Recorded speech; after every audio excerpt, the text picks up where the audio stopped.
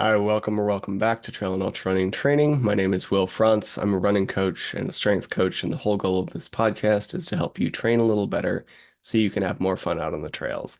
Today, we're going to be talking about supplements. I was originally going to talk about moderating effort. We might still get there, but I have a feeling I'm going to go on a bit of a rant, and we will see what we actually end up with in terms of that part. Probably just going to be a fairly long rant on why supplements are a waste of your time and money.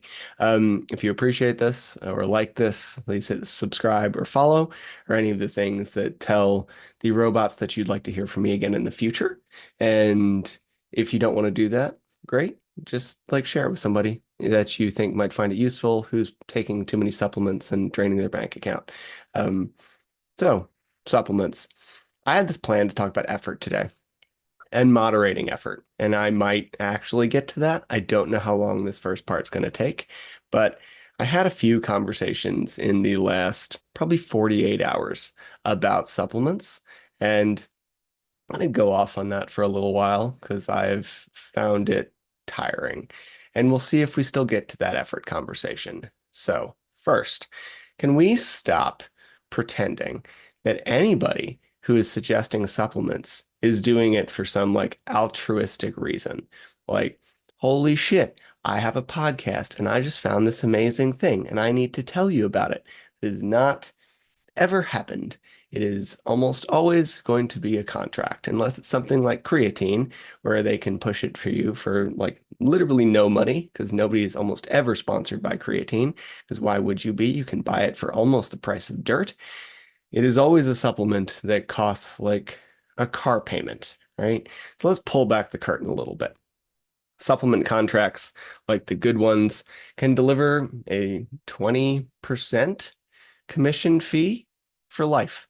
And I'm not talking about the shitty ones. I've been approached by various supplement companies, um, and they run more the like cheap bad ones that would like offer me anything.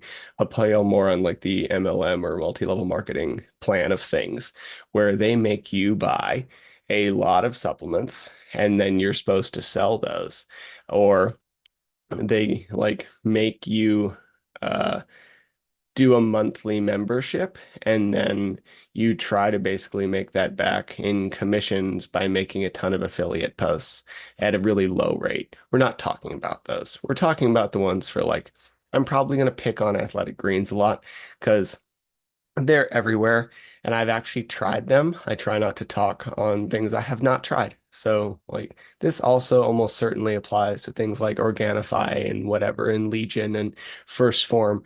But I've tried athletic greens. I think it tastes like dirt for one thing, but regardless, I dirt flavored with stevia. But we're going to talk on that because I've actually used that, and I can say that personally, it did nothing for me other than cost a lot of money. So AG1 costs $80 a month. If we're talking about a 20% commission fee for life at $80 a month, you would need a little over 500 people to subscribe for a year and stick with that subscription in order to make six figures that year. So even if it's 5%, like let's just cut it in a quarter just to like be generous. If you get 2,000 people to subscribe per year, then you're making 100K on green subscriptions, or you're making 25, right? Yearly for the original 500. We are making a lot of money on these things because Tim Ferriss just crossed a total of 1 billion downloads. I like Tim's podcast. I've like learned a lot from it. There's almost always nuggets, but like he's making an insane amount on Athletic Greens. And I genuinely think he likes the product because as he'll tell you, he talked about it before he was sponsored by them. Right? He was also a supplement salesperson prior to becoming an author. We have to understand somewhat where these people come from. Same story with Andrew Huberman. It is not an unreasonable assumption to think that these guys are making $1 million a month from Athletic Greens sponsorship alone. Hell, let's cut that in 10. They're still easily making six figures a month on a single supplement contract. So and then if we look into, so like those are the big ones, right? But if we like look into I have looked into podcast sponsorships in the past, and obviously don't take any now. Was never really offered any that I would have wanted to take, but still stick with a pretty hard policy that it would have to be something that I actually care about. And most of these large companies won't even talk to you unless you get like at least 10,000 downloads an episode. There are probably exceptions there. They're probably very few and far between. So there's many ways to slice this, but I just like to say that once you like land the platform, it is pretty easy to make money through the like sponsorship and supplement route. Building the platform is really difficult because like nobody ever knows what's going to pop off. You usually have to make a lot of really great, consistent content or be a professional athlete, so that you have an audience already coming in. And even then, still get pretty lucky. Like it is hard to land. But once you do the hard part and have the luck of getting the platform with a bunch of people listening to you, then you can make an insane amount of money on sponsorships. Very honestly, I don't care. Like we live in capitalism and this is how things are. Like either work with it or try to change it. I don't know. But I probably get frustrated by it because I've fallen for these things a bunch of times. And it's kind of resulted in me being really cynical, which might be a positive thing because I tend to tell people to stop trying supplements and just pick up more weight on their deadlift, which tends to lead to results.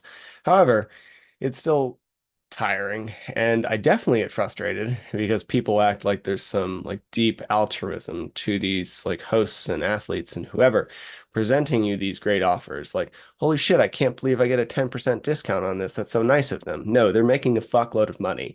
And they're very good business people. And I'd also probably be less pissed if the supplements work, but they don't. Like, no supplement does much of anything. And we know this because there's a bunch of studies, and they don't have to be studies due to regulation, but there still are. And it's just, if there were magic, people would be actually selling it as magic instead of what it very clearly is like a placebo effect. You know, it works really well. Creatine, caffeine. Caffeine is a magical drug. If we found caffeine now, it's so good it might be illegal. But most of these are going to provide you with like a 1% improvement in performance, right? And I got about a 6 month supply of creatine in my closet, maybe more, honestly, because I'm not that consistent with it, for less than half of what a month of AG1 costs. And yet here we are pretending like AG1 is some like magic antidote. So if we just look and to prove the point here, let's look at their ingredients, pull it up. Like have they have to list their ingredients. When you see ingredients on anything, if you don't know this, it's usually done or should be done if they're following the law in order of like content. Like the most should be at the front and the least should be at the back. And AG1 has what everybody is also willing to rail about is a proprietary blend because they don't tell you how much of any of the shit is in their thing. They tell you there's 75 ingredients or whatever. And then the same people like who are going to tell you that, oh, you should never take anything that's a proprietary blend because you don't know what's in it, then they immediately come around and tell you that like AG1 is really good quality and you should buy it because it's expensive. So if we look at a couple of their ingredients, they have different boxes, and one of them is organic spirulina, which cool. Algae, great. Lots of green stuff. Lecithin, which is basically an emulsifier, which makes me wonder why Athletic Greens still manages to be so fucking grainy, if its second ingredient's an emulsifier. Then apple powder, probably because it's cheap and because it's actually not bad. And then inulin, and this is the one I was getting to. We're not going to go any farther than this. I realize this is boring and really bad content. Inulin is fiber. It's almost entirely fiber. There are 2 grams of fiber in Athletic Greens. So, barring the fact that there's probably a little bit of extra extraneous fiber in some of these other things, That basically means that there's no room for any of the stuff below inulin, of which there's at quick glance 25 ingredients in this one box for there to be any real quantity. Right. So there has to be at least probably like 1.5 to 2 grams of spirulina, less than apple powder and inulin, which means since the whole box is supposed to be 7.5 grams, all of this shit is in like minuscule quantities. And this is what we see later as well. There's 2 grams of protein in athletic greens, and then their second box starts with pea protein isolate, which this is supposed to be 2.5 total grams, right? So the next 15 ingredients are almost nothing, no content. And that's not to say that there has to be a ton of any single ingredient for it to be efficacious, but a lot of the time it does. And I know for a few of these, like the mushroom powders, there has to be more mushroom powder in a thing for it to work than the entire box in there, right? So the shit just doesn't work. There's not enough of half of the ingredients in here for it to actually do its job. And when we just look at a lot of these green powders, they're all going to be like that. At least when it comes to athletic green, we could maybe argue that it's a decent multivitamin because it does give you a breakdown of everything from like vitamin A to C to E to whatever, like any normal multivitamin. But even there, it's kind of shit because a lot of the things that you would really need. Like there's a decent B complex in here, but even then it's a little underpowered. There's almost no vitamin D, there's almost no calcium, there's almost no magnesium. Like the stuff when you look potassium, the stuff when you look at someone's diet where they tend to be pretty deficient. I've looked at quite a few diets on like Chronometer. You it's not here, right? There's no potassium, there's no calcium, there's no magnesium, these things that athletes lose and yet struggle to eat because it's really hard to eat like 6 to 9 cups of greens a day when you're also doing sports and trying to eat enough food to just not die and have your muscles recover.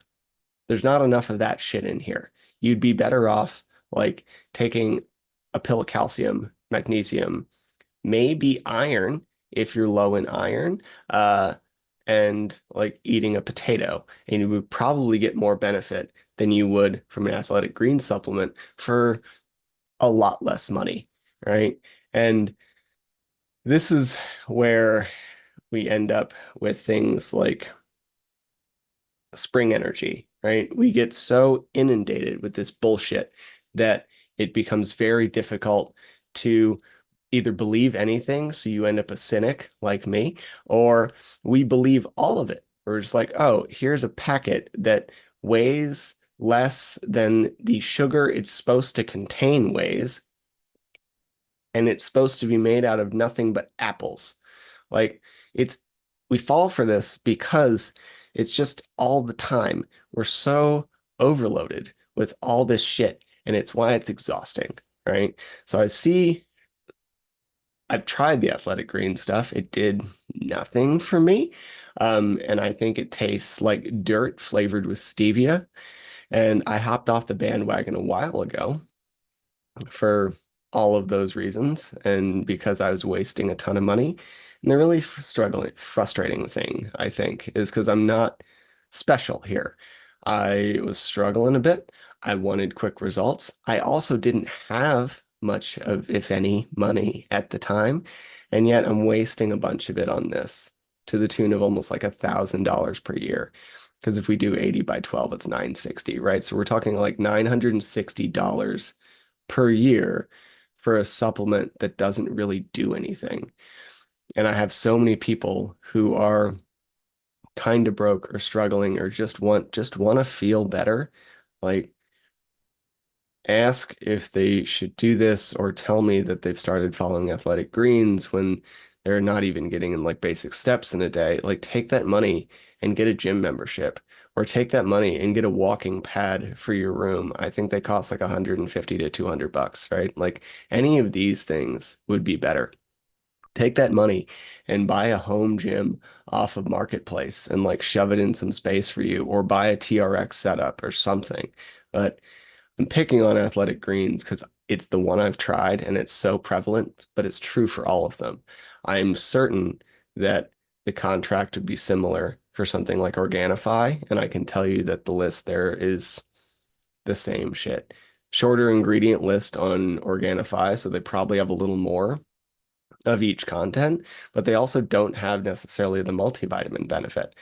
And it's tiring to me that we are, I don't know if manipulated is the right word, and if I do, I don't mean it in the like sinister sense, but kind of manipulated by a lot of podcasts because, and it's not new, right? Like we've been manipulated by advertising and marketing for so long, like literally as long as time, but it's easier to fall for it because it's really easy to like these people because we spend so much fucking time with them, right?